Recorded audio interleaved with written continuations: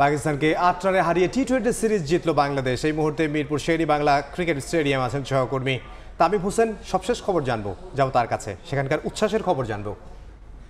তামিম, খুব ভালো লাগছে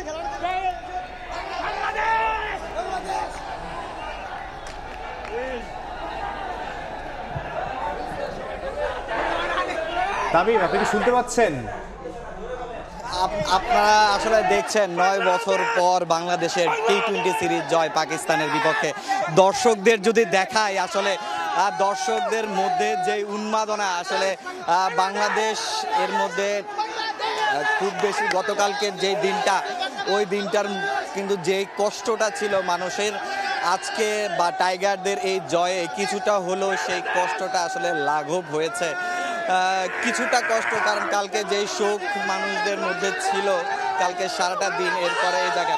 এর আগে যদি আমরা বলতে চাই যে 2015 সালে একটি ম্যাচ হয়েছিল, যে ম্যাচে বাংলাদেশ একটি ম্যাচে হয়েছিল, সেখানে বাংলাদেশ জয় পেয়েছে। এরপর 9 বছর পর আসলে বাংলাদেশ পাকিস্তানের বিপক্ষে টি-20 সিরিজ জিতলো। আসলে 3 ম্যাচের সিরিজ, এক ম্যাচ হাতে রেখেই কিন্তু আসলে বাংলাদেশ জয়টা নিশ্চিত করে ফেলেছে। আসলে আমরা যদি বলি যে আমরা যদি দর্শকদের দেখাই বাংলাদেশের যে সাফল্য, এই সাফল্যতে কিন্তু দর্শকরা বেশ খুশি।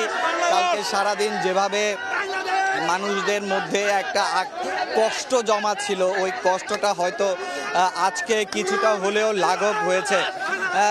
তবে আজকে যেহেতু আরেকটা ম্যাচ রয়েছে বাংলাদেশের সামনে, পাকিস্তানকে হোয়াইট ওয়াশ করার একটা সুযোগ থাকবে।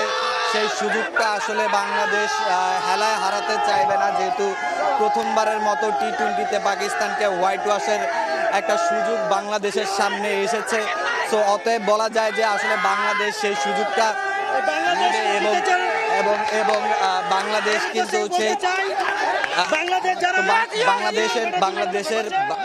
বাংলাদেশের জয়টা এই মুহূর্তে খুব বেশি প্রয়োজন ছিল। বাংলাদেশ তাদের সামর্থ্য জাহির করেছেন। তবে একটা সময় যদি ম্যাচের কথা বলতে যাই, ফাহিম আশরাফ এবং আব্বাস আফ্রিদির যে জুটিটা হয়েছিল 41 রানে, সেটা কিন্তু বাংলাদেশকে একটু ভয় ধরিয়ে দিয়েছিল। এবং বাংলাদেশ কিন্তু মানে একটা পর্যায়ে যে 8 রানে জিতেছে, কিন্তু 15 রানে কিন্তু বাংলাদেশের উইকেট, বাংলাদেশের সামনে কিন্তু আসলে সুযোগটা আসে হোয়াইট ওয়াশ করার। আজকের ম্যাচে কিন্তু বাংলাদেশের শেষ দিকটা থেকে, বিশেষ করে আমরা যদি বলি রিশাদ হোসেনের যে বোলিং ছিল, ওই বোলিংটা কিন্তু বাংলাদেশকে কিছুটা হলেও ভয় ধরিয়েছে। তবে রিশাদই কিন্তু আসলে জয়ের নায়ক বনেছেন, ফাহিম আশরাফের উইকেটটা নিয়েছেন। তো মিরপুর শের-ই-বাংলা ক্রিকেট স্টেডিয়াম থেকে দ্বিতীয় টি-20 নিয়ে এই ছিল আমার কাছে সবশেষ তথ্য। মিরপুর থেকে তামিম হোসেন।